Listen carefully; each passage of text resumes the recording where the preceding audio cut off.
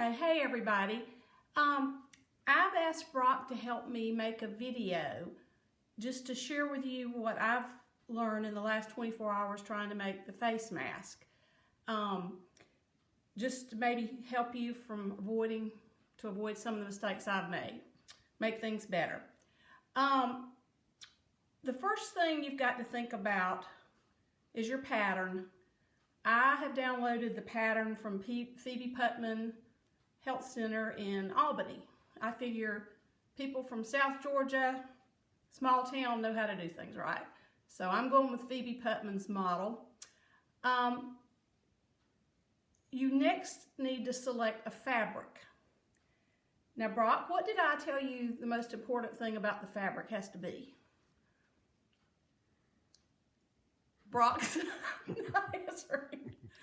The person wearing the fabric mask has to be able to what? Breathe. These are filtration masks. They're not suffocation masks. I'm a little concerned that some of the ones I've seen literally have like barriers that I don't think you could get oxygen through the mask to breathe. And if you can't get air through it to breathe, you're going to gap it up around the margins just trying to breathe. So I have conducted an extensive 24-hour clinical trial on fabric. And I actually put my life on the line this morning testing the fabric I chose. I'm going with Waverly Schumacher Polished Chintz 100% cotton drapery fabric. I woke up about 4:30 this morning, put on the mask I'd made, and went back to bed. I figured if I could get enough oxygen, I'd be alive in the morning. If I couldn't, oh well. Wife number two. He might be available. He's giving me a thumbs up. Okay. Anyway, it has to be breathable. They're filtration.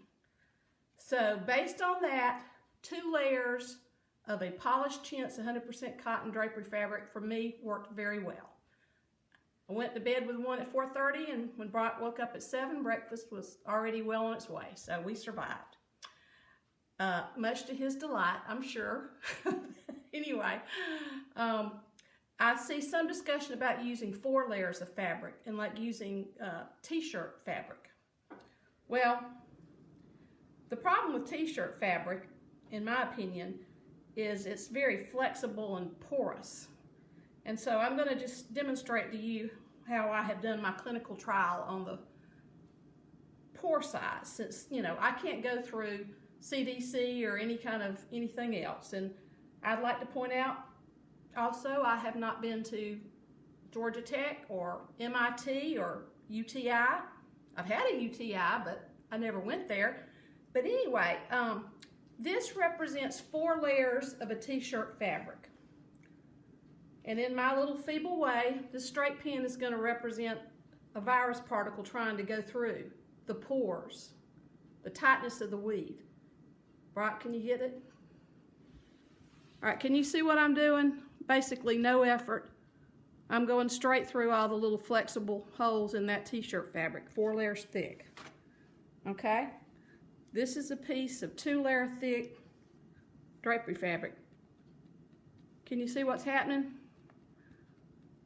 The pin's bouncing off. The weave of this fabric is very tight. It has a very high thread count. No pores to speak of. Okay? So, this is my choice of fabric. Okay? Next, the mask pattern. When you download it from Phoebe Putman and print it off, they tell you it needs to be about, let's see, maybe 8 1/4 from this longest point to this other longest point. If it's not, you need to go around that pattern and add just a small margin to make it to be that size.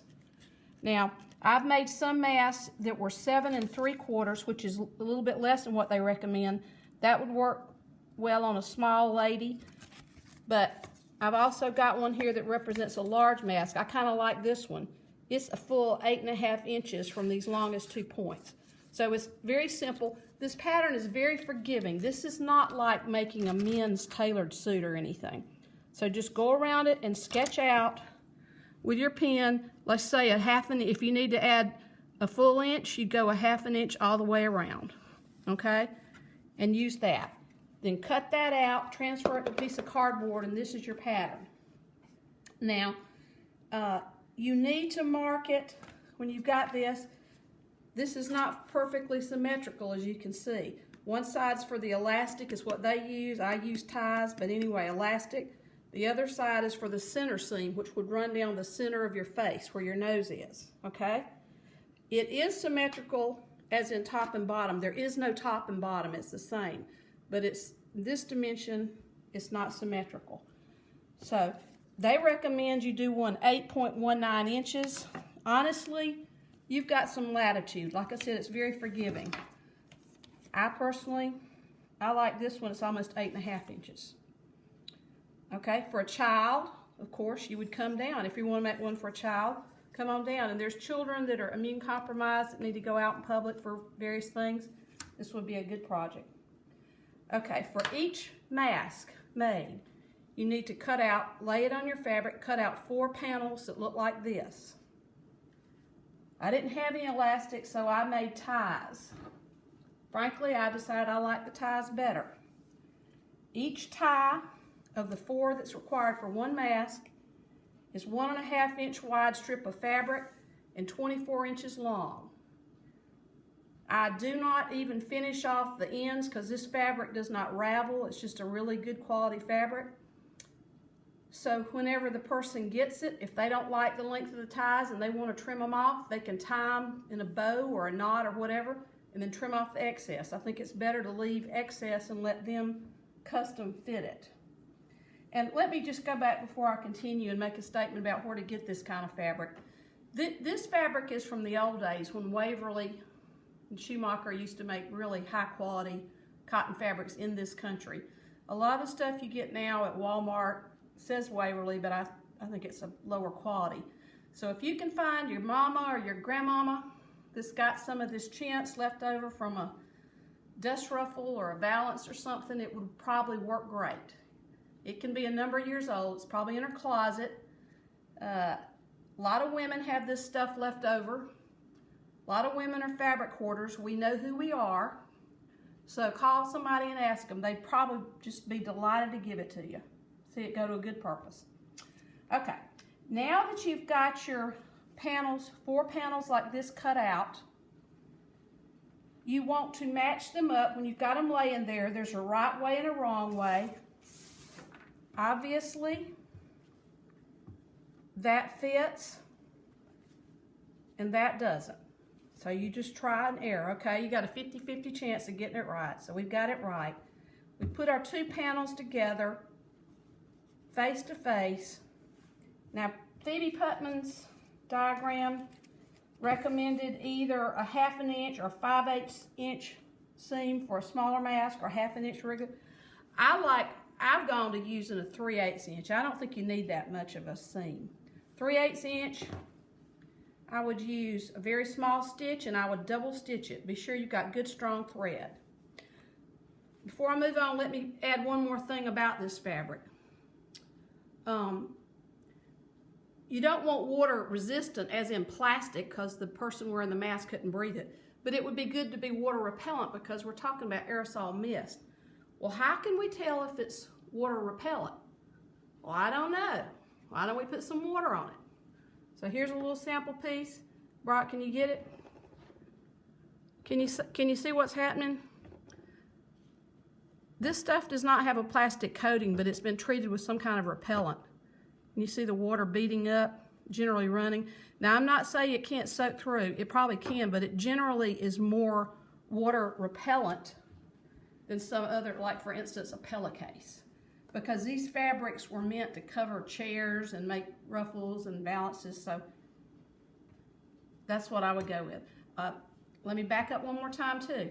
Before you begin your project, take your 100% cotton fabric and wash it in detergent, throw it in a hot dryer, allow it to shrink to size so you won't have to deal with shrinkage later, okay? So now we have our our two panels face to face. We've seamed them together. Okay, Brock, come on back to the ironing board.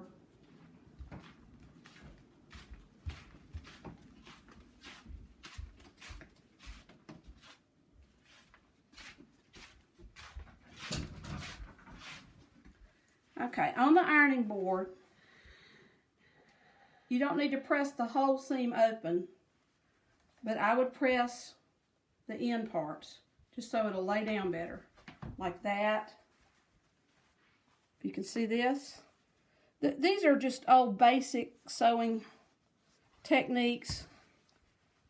And like I said, you don't have to worry about that part. So I've got the seam pressed open. Then I want to go all around, do the same thing with this one. Go all the way around and press down about a 3/8 inch margin.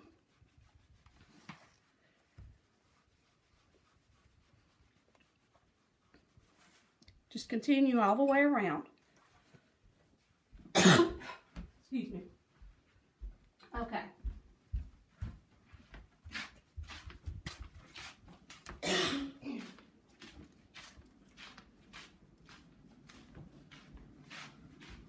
Okay, Brock, can you come closer?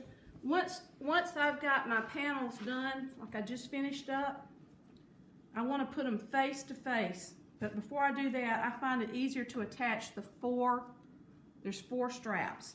So what you'll do is you'll just take an inch ink pen. Now if you've made this larger mask like I like, Phoebe Putman's original pattern had 2 inches apart on the ties or the elastic connections. Then they modified it and said 3 inches. On a large mask, I would go a full 4 inches here, because I have found that the mask will not fit well and give you a good seal if you don't take a tuck in later. So you're going to lay this on there. Be sure that's your center seam running from the top of your nose down under your chin.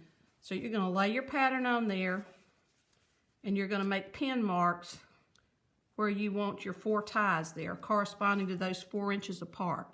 Okay, this is a large mask. You want to back it down, and I would make one prototype, get it all the way through, and try it and see how you like it.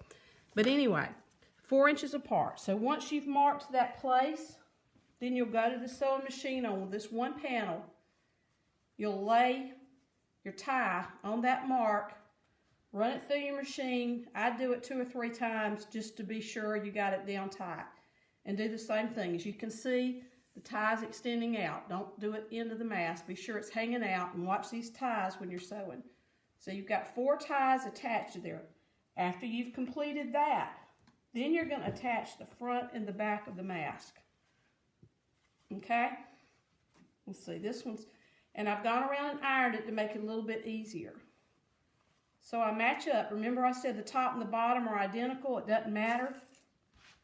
It's only different right to left. So I'm going to match up the seams there. And so you can see how hard it is for me to poke a straight pin through only 2 layers of this fabric. If I had 4 layers and then doubled it over to 8, it would be so thick you'd never even get it through the sewing machine. But see, just imagine those ties have been attached. And then I'm going to match up my seams and pin it. And then I'm just going to proceed all the way around there. The ties are hanging out now. Be sure your ties are all hanging out. You go all the way around there.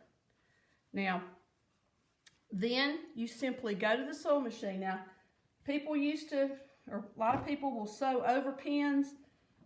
I have the absolute sorriest sewing machine that's ever come out of China here. As you can see, Brock, can you see where where it's all broken apart? I've got bamboo sticks with Scotch tape holding my spools because all my connections are torn up and thrown off. But you know what? You can make it work. So I would not sew over the pins because I'm down to like 2 needles. I don't want to break my needle. So I would pull out the pins, but just run it through. They said to do a zigzag. I just do 2 strips all the way around. Okay? Once you have finished that, you will then have a mask that looks something like this. Okay? between where the two ties